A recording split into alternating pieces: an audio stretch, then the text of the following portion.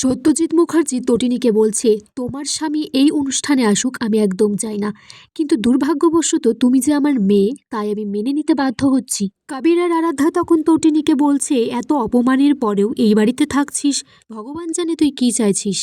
পিকো বলছে, মাম্মি বিজিত সে না যার সাথে মাসির বিয়ে ঠিক হয়েছে, পারও তো তোমার সাথে বিয়ে হয়েছে, তার মানে তুমিও পার লাভ না। সত্যজিৎ মুখার্জি তখন বলছে, বিনা কারণে তো আমার মেয়ে এখানে থাকে না, কিছু না কিছু একটা কারণ তো নিশ্চয়ই আছে। এদিকে পরশুরাম, বলরাম আর মায়া ছদ্মবেশে সেই বার কাম রেস্টুরেন্টে গেছে। তখন বলরাম বলছে, কিছু মাল এসেছে, কোথায় রাখবো? পাশ থেকে একজন লোক ডাকছে 2x2 বলে। তখন ছেলেটিকে বলরাম চিনে যায়। 2x2 বলছে, কি মাল নিয়ে এসেছো? তখন বলরাম বলছে, কিছু বিয়ার আছে আর কোল্ড ড্রিঙ্ক আছে, আর বলছে তোমাকে তো এর আগে এখানে দেখিনি। তখন পরশুরাম মালগুলো পেটি করে নিয়ে আসে। পরশুরাম তখন বন্দুক বার করে 2x2 মাথায় ধরে আর বলছে যে আমার নাম পরশুরাম। ষষ্ঠ অবতার পরশুরামের হাতে আর ছিল কুঠার, এই কমন ম্যান পরশুরামের হাতে আছে প্রহার আর চেম্বার।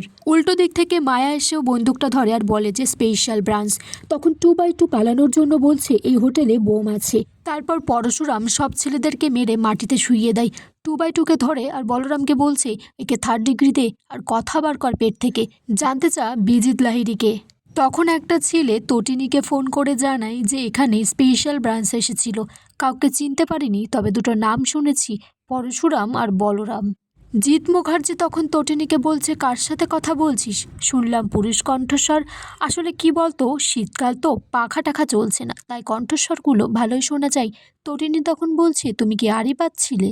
তটিনী গাঙ্গুলি তখন বলছে, তোমার কৌতূহল কিন্তু বড্ড বেশি চটকা, বেশি কৌতূহল দেখিও না। তটিনীর মা তখন তটিনীকে জিজ্ঞেস করছে, জামাই কখন আসবে?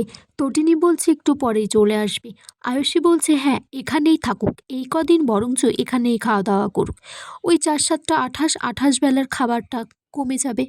লাট্টু বলছে, মাম্মি কখন খাবো মাটন, খুব খিদে পেয়েছে। তখন জিৎ মুখার্জি বলছে, ভিখিরি খেতে পায় না।